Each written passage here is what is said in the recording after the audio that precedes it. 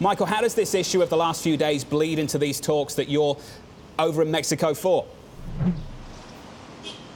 Well, it's a complete overhang, John. The Mexicans and the Canadians very upset about the president's proposed tariffs.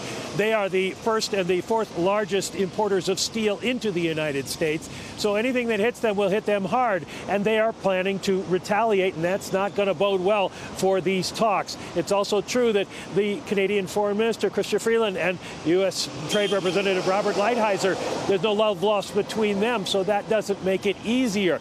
But the third component of this is it's very, very frustrating for U.S. trade negotiators. The people we've talked to here, very frustrated by the idea that they are professionals trying to do a job, and the president's tweets keep getting in the way and make things harder. They think they could get a deal, as difficult as it is, if they're just given time to do it.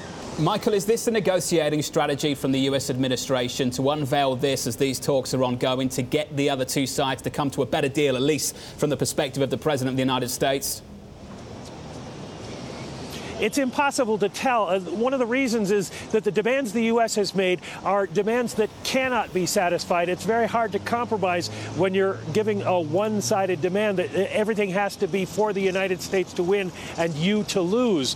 That said, it could be that they're trying to do something to force Canada and Mexico to negotiate, to give ground.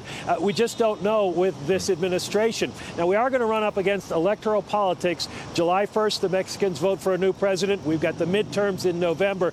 So it's possible that these talks will have to be suspended, whether or not Donald Trump is tweeting.